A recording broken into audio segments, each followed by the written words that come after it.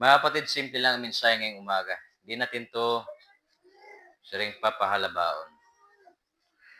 Kagaya na sinabi ni Elias, mga kapatid, sinabi ni Elias na propeta ng Diyos sa ating binasa kanina, in verse number 21, And Elijah came unto all the people and said, How long halt ye between two opinions? Sabi ni Propeta Elias sa mga tao, hanggang kailan kayo mag-aalinlangan? Sa waray pa, hanggang kailan ka mag-aalang-alang? Ba? Mag-aalang-alang?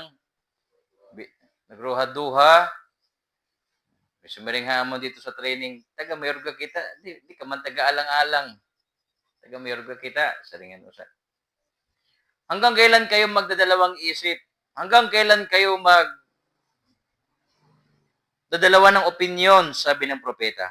Kung ang Panginoon ang Diyos, sundin nyo siya.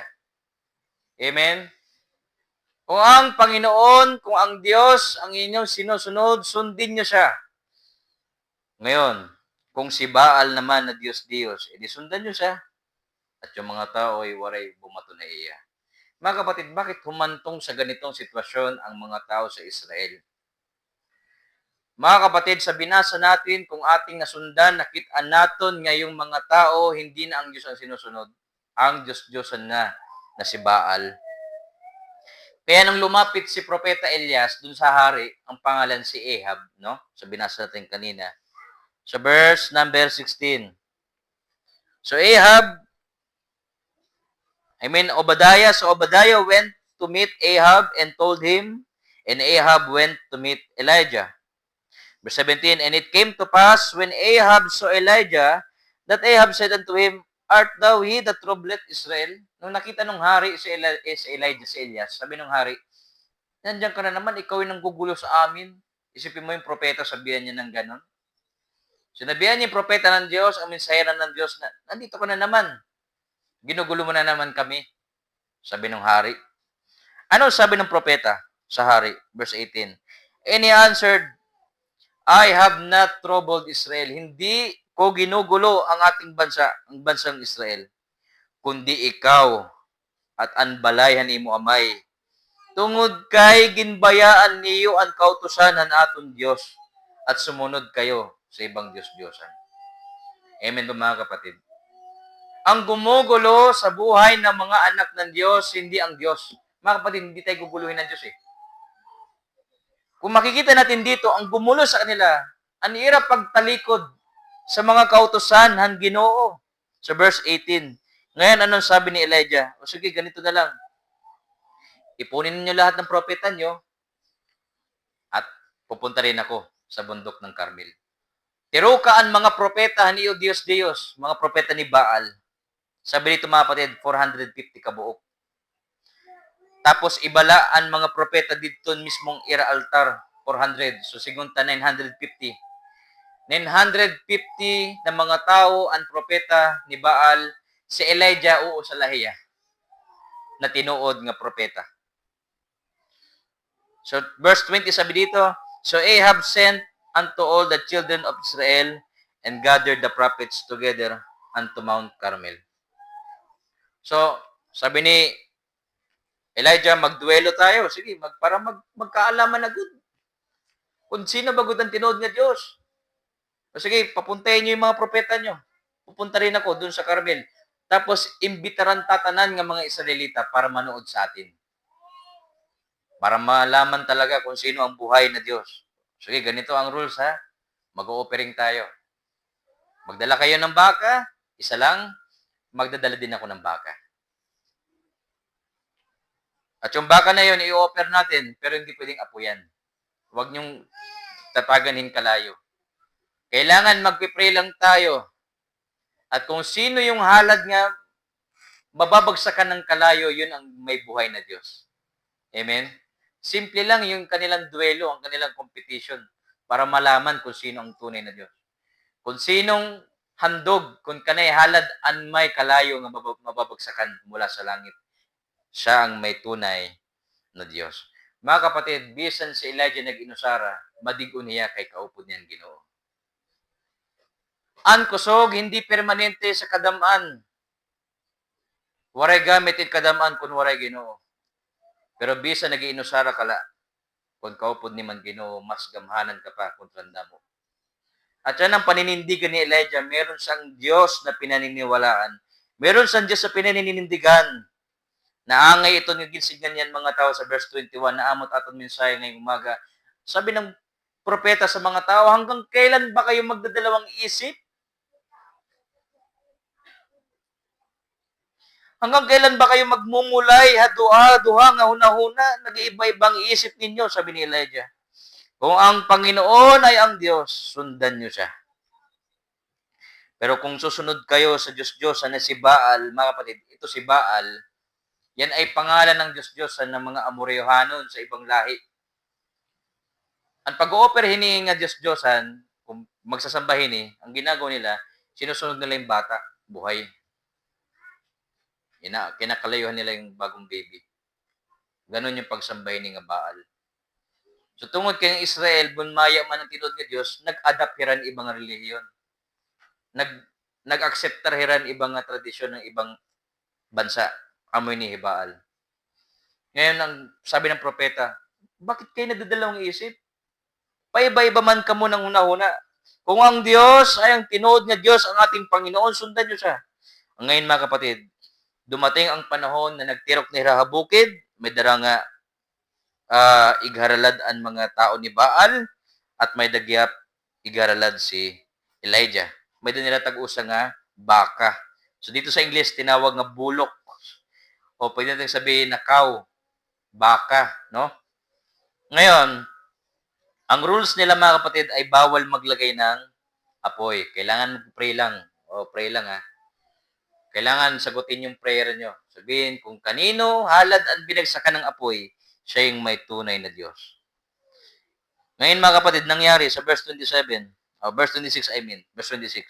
Naghalad yung mga tao ni Baal, yung mga propeta ni Baal. 950 hira, kadamo. Sabi dito, nagampo sila, tikang aga, ngadan kulop. Sabi nila, Baal, pakinggan mo kami. Pero waray tingog na nababatian. O walang ano man nangyayari dito sa altar. Magkulop hira dito na ginampuon, mga kapatid. Verse 27, gintuyaw hira ni Elijah. O baka yung Diyos nyo natutulog? Kaya hindi kayo pinapakinggan. O baka nagbiyahe, ada? O? Verse 27, and it came to pass at noon that Elijah mocked them and said, cry aloud, for he is a God. Sigaw nyo pa, baka di lang kayo naririnig. Either he is talking, o baka may kausap siya na iba, kaya di kayo nababatian. Or he is pursuing, baka may ginlalanat. Or he is in a journey, baka may ginbabiyahan iyo Diyos, kaya di siya namamadya iyo. O bangin lang natutulog, na dapat gisingin. Ginto yaw, hirahan, tinood nga propeta. Ngayon, dasal nyo pa, baka kulang pa yung dasal nyo. Amen? Hindi natin sinerseryoso ang Diyos ng mundo, mga kapatid. Ato nitong gintatawanan la. Bakit, mga kapatid, nagagawa nating tawan-tawanan lang ang kalibutan sapagkat kilala natin kung sino ang tunay na Diyos. Waray ton gahom. Verse 28, ano nangyari? Sumigaw pa sila, yung mga tao ni propeta ni Baal. Sinusagatan pa nila yung sarili nila. Di ba, ganyan yung mga tribo-tribo? Oy, pakinggan mo kami, Ginoo. Hanggang sa tumutulo na yung dugo nila sa nilang mga kutsilyo. And they cried aloud and cut themselves after their manner with knives and lancets till the blood gushed out upon them. Verse 29, kinabukasan. And it came to pass when midday was past, and they prophesied until the time of the offering of the evening sacrifice, that there was neither voice nor any to answer, nor any that regarded. 2 araw na sila naginampuon, waray lagi at kalayo nga kumunsad ti kang halangit. Ano sabi ni Elijah? O ako naman. Kaumaniyo, ako naman maghalad. Waray man na inabuan iyo offering, waray man kalayuhi, ti kang sa langit. Sabi ni Elijah sa verse 30, and Elijah said unto all the people, come near unto me, and all the people came near unto him, and he repaired the altar of the Lord that was broken down. Inayos muna ni Elijah yung altar ng Ginoo. At kumuha siya ng 12 nga bato, iginbutang dito, sumalahan pira ka tribo ang anak ni Jacob, kagaya na sinasabi ng kasulatan na pinagi ni Israel, matawag ang mga tao hangaran ng Ginoo. At hindi lang yun mga kapatid, kauman niya ay daan altar ni Elijah, nung siya na, turno na niya niya baga, paghalad na, pinartidahan niya pa. Binuhusan niya pa ng ilang drum-drum na tubig yung halad niya. Hanggang sa maglasaw na dito, altar. Okay, partida. Babasain ko pa yung halad ko 4 ka beses. Amen? At siya'y nagdasal mga kapatid, verse 36. And it came to pass at the time of the offering of the evening sacrifice that Elijah the prophet came near and said, Lord God of Abraham, Isaac, and of Israel, let it be known this day that thou art God in Israel, and that I am thy servant, and that I have done all these things at thy word. Sabi ni Elijah, Panginoon kong Diyos, simple lang yung prayer niya, waray na sugat-sugat. Nagdasal siya, sabi niya, Ama kong Diyos, na Diyos ni Abraham, ni Isaac, ni Israel, ngayong gabi na ito, ay ginagawa ko itong paghahandog upang makita ng buong bayan na ginagawa ko ito, sumalan imong mga pulong. Verse 37, Hear me, O Lord, hear me. Pakinggan mo ako, Panginoon. Simple lang ang prayer ni Elijah. Upang yung mga tao na ito ay kanilang malaman na ikaw ang Panginoong Diyos at ibalik mo ang kanilang mga puso sa iyo. Amen? Sa gitna ng pagdadalawang isip ng mga tao, mga kapatid, walang ibang makapanumbalik. Ang Diyos lang. Ang Diyos lang mapanumbalik ang puso ng mga tao. Verse 38, ano nangyari mga kapatid? Then the fire of the Lord fell and consumed the burnt sacrifice and the wood and the stones and the dust and licked up the water that was in the trench. Kauman magampo ni Elijah, bumagsak ang apoy mula sa langit. Nasunog ang kanyang handog. At yung mga tao natakot. Verse 39, And when all the people saw it, they fell on their faces. And they said, The Lord, He is the God. The Lord, He is the God. Purihin ang Diyos mga kapatid, na bisan sa simpleng apoy lang, makapanumbalik na ang pagtuuan ng mga tao haiya. Mga kapatid ko, ngayong umaga, ang mensahe na ito ay isang pandesididong mensahe na angay natin maintindihan ng atanan. Huwag na tayong magdalawang isip, mga kapatid. Ang ating tinanggap mula sa Panginoon ay buhay na walang hanggan.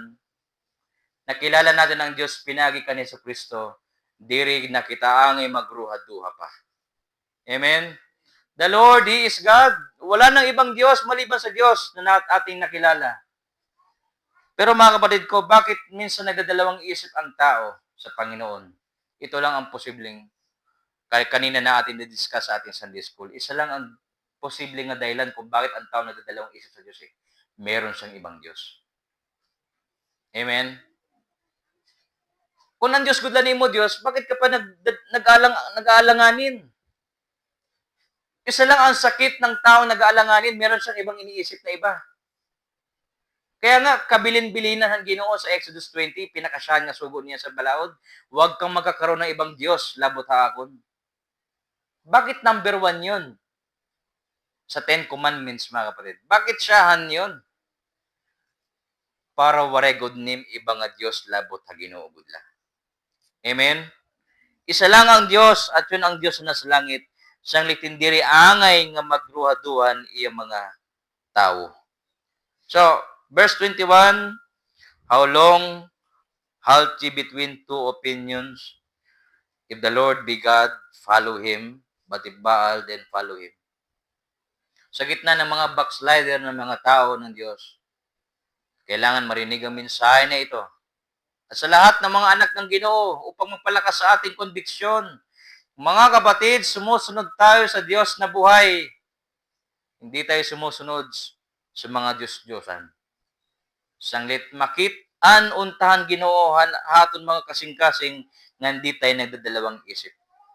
James chapter 1 verse 8, mga kapatid, babasahin natin. James chapter 1 verse 8, Santiago 1:8.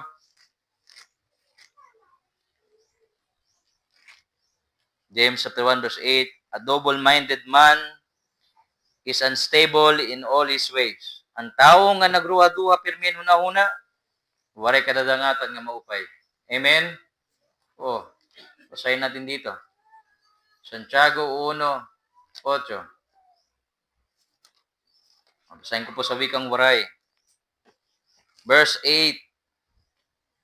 Insugad ini nga tao nga waray buot nga tinipigan nga diri katatapuran, kinanglan diri magunahon ang may adan niya kakarawton tikang han Ginoo. Ang tao nga nagdadalawang isip, paiba-iba ng lakad. Amen. Dako ito nga urusahon, paano mo pa nagawa na magdalawang isip nga usangan na itimuna-huna? Amen. Mga kapatid, magkaroon tayo ng desisyon na matibay, conviction. Panginoon, susunod ako sa iyo dahil ikaw lang ang buhay na Diyos, waray na iba. Kaya meron tayong awit eh. I have decided to follow Jesus. I have decided to follow Jesus. I have decided to follow Jesus. No turning back, no turning back.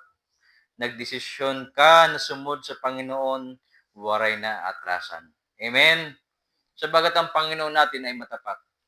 Kinanglan gihapon ang iyang mga anak, sigurado gihap. Waray alang-alanganin, di pwede nga ang isa mong tiil na sa Panginoon, ang isa mong tiil na sa kalibutan, makikiyang-kiyang kay ito. Sa rin pa makuri sa tao mamangka sa dalawang ilog.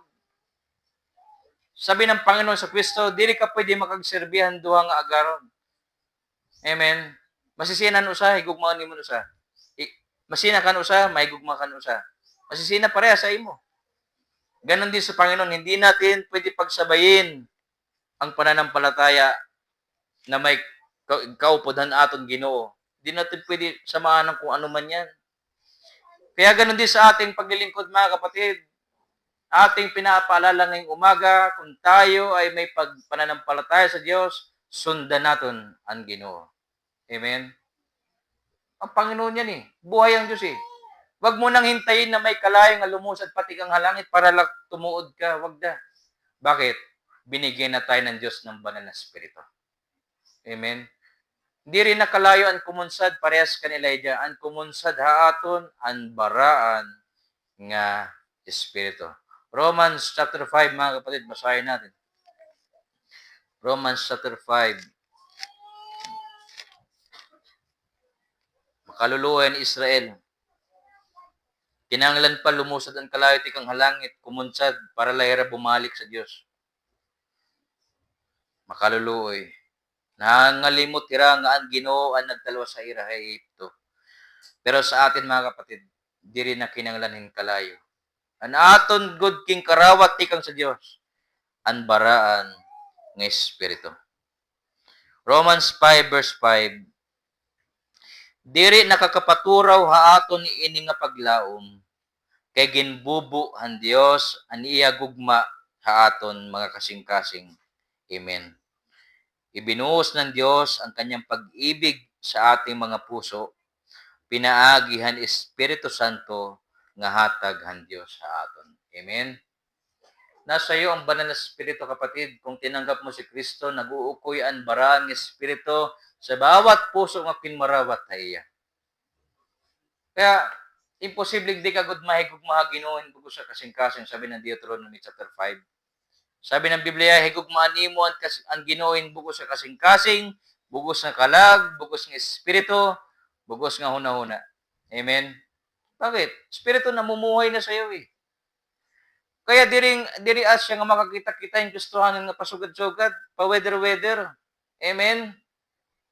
Hindi pwede sa ministry, ang pa-weather-weather. Minsan nandyan, minsan wala. Minsan pakianan nimo, nasan si ganito? Masaring tutulog eh. Hindi pwede yun. Amen? Kung ang Panginoon ang iyong Diyos, sundahiya, bis magkadiano. Buhay ang ating Diyos. Kaya sa ating dito sa mission, mga kapatid, may pagpapala talaga ang Panginoon eh. Amen? Hindi mahirap na tayo dumami dito sa simbahan eh. But kailangan natin ng mga desidido ng mga alagad ng Ginoo. Kung ang Diyos ang iyong Panginoon, sundahiya. Pero kung hindi rin, bis magkadiyan na di kagat magagamitan ng Ginoo. Kung nagruruha-duha ka. Mga kapatid, sa ating gawain dito sa misyon, hindi mahirap na tayo ay dumami. Kung makausa, gawin natin, kada isa magdadala ng isa. Magdodoble tayo. Kada usa, magdadala kita ng usa. Dami tayo eh. Amen? Amen ba mga kapatid ko? Madali eh. Ang problema lang mga kapatid, kailangan natin maging desidido. We need to be decided. Because, paano ka makakadara ng iba kung sarili mo pangalan mo madara na? It will be a big challenge sa iyo. Ikaw mismo, ako mismo, kailangan maging sigurado sa pananampalataya. Makakadala lang tayo ng tao kung tayo mismo sigurado na. Or else, bisanot at paniguro, hindi nga buruhaton, may hirapan tayo na makakabig ng mga kaluluwa. Because kita mismo nagdadalawang isip man. Sinasabi ni Pablo sa 1 Timothy, kilala ko ang aking pinapananaligan. Kilala ko ang aking isasampalatayanan na lahat ng kanyang sinabi ay tutuparin niya hanggang sa kanyang pagbabalik. Mga kapatid, we must to be decided. Maging desidido tayo, mga kapatid. Kasi, tignan niyo mga kapatid, kalahati na kagad ng January. Hindi rin naihat panahon. January, New Year lang, 31. January, ano ngayon mga kapatid? Tit ngayon. January 18 na. Ang panahon na hindi paatras. Ito ay palaging paabante.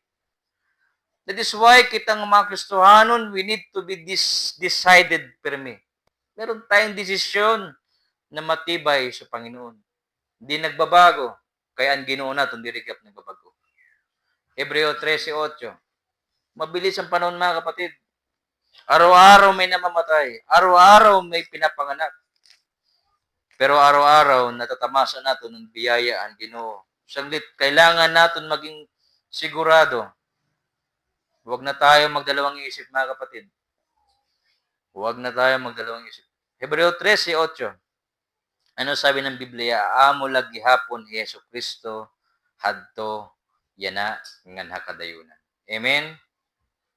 Amo lagi hapon Yesu Kristo hadto yana nganha kadayunan. We need to be firm. Kailangan natin maging matibay sa ating paninindigan sa ating Panginoon kagaya ni Elijah. So, nakita natin mga kapatid sa naratibo ng 1 Kings chapter 18 na ang bayan ni Israel nasa crisis na mabigat na problema. Hindi dahil sa mahirap sila eh. Hindi eh. Kundi nagdadalawang isip sila sa Panginoon. Amen. Ganon din sa ating bayan ng Pilipinas. Mga kapatid, akala natin solusyon ito pag namatay lahat ng kurakot. Hindi ah. Mapabuti ang ating bayan kung mga Kristiyano ay magiging sigurado. Kung magsasuluwining tayo araw-araw, mababago ang mundo eh. Amen? Kung magkakabig tayo ng kalag sa tila ni Kristo, mababawasan ng krimen eh. Bakit? Mga tao makakilala sa Panginoon eh. Kaya, isa sa mabigat na trabaho ng pastor mga kapatid, ito. Mapigilan sa sulwining. Mapugman ang aton buruhaton sa pagkakabig ug kalag. Minsan nagiging hadlang sa atin yung mga mismong kapatid natin na hadlangan ako eh.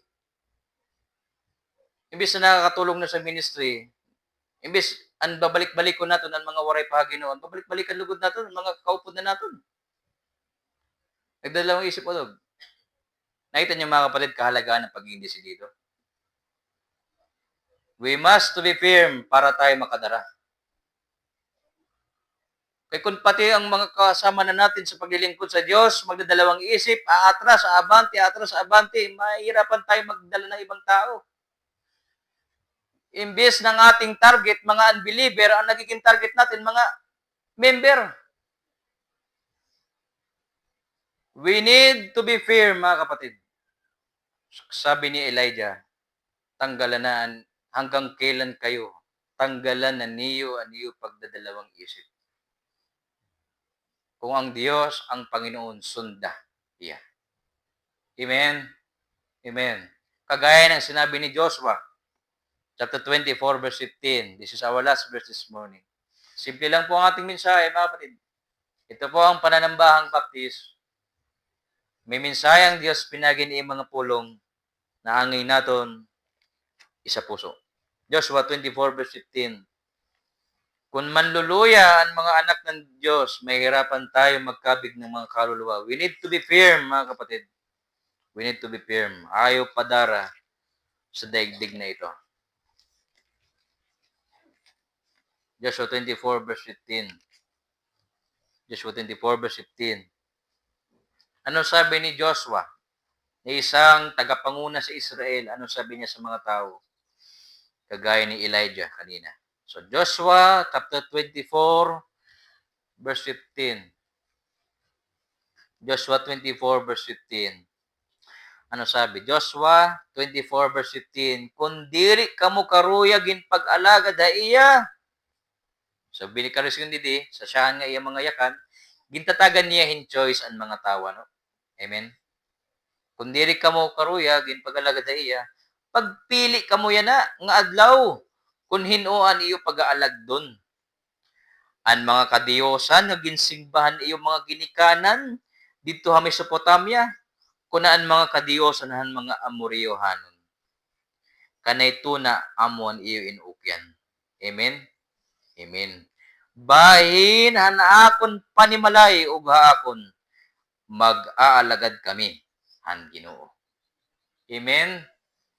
Sabi ni Diyos sa mga tao, sige, ano ba talaga? Maglilingkod ba kayo sa Diyos o hindi? Pili ka mo. Sige, balik kayo sa Diyos-Diyosan nyo. Pero kung sa Diyos kayo maglilingkod, maglilingkod kayo sa Diyos. Pero sa akin at sa aking pamilya, maglilingkod kami sa Diyos. Amen?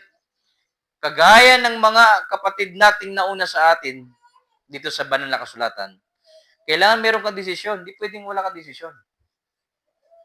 Kasi, mahirap tapuran yung paibay-bay.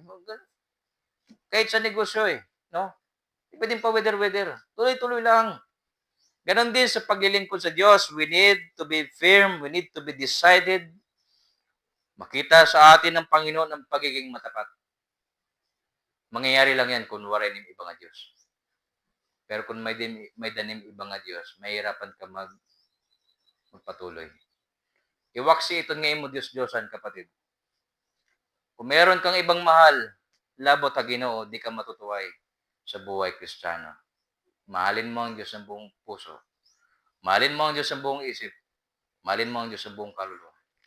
That is why, mga kapatid, si Kristo, waray mag-alanganin ba pag doon sa didi sa kalibutan. Waray nakaulang iyo. Ano sabi ng Panginoon sa Kristo sa isip niya? Bababa ako sa lupa para iligtas ang mga tao. Kung mahal ni Kristo ang sarili niya, hindi niya gagawin yun. Mamamatay ba siya sa krus? Kung mahal niya ang sarili niya? Mga kapatid, mas mahal tayo ni Kristo kontra niya kalugaringan. Amen? Kaya ni Kristo igsalikuan niya sarili para lang kita matalwas?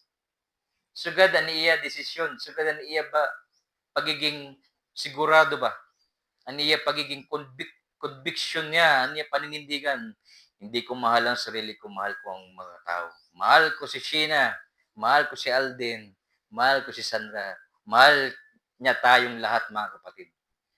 Ganyan kasigurado si Kristo. Waray nakaulang ay abisan na niya sarili.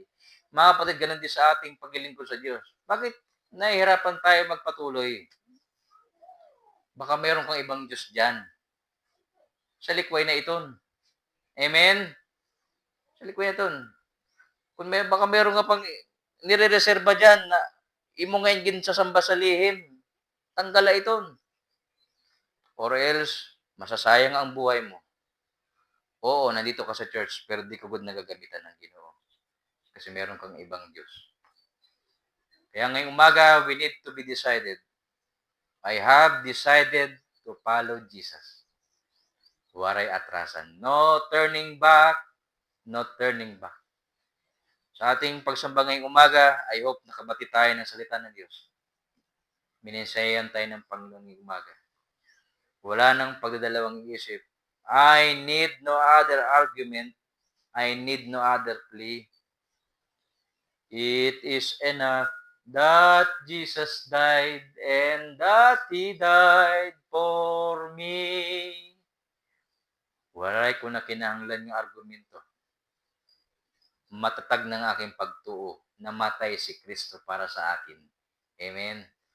Kaya wala nang pagdadalawang isip. So sa ating mga men sa church, salamat sa inyong pag-ibig sa Panginoon. Palakasin lang natin ang bawat isa. Sabagat hindi ko alam anong mangyayari sa buhay ko.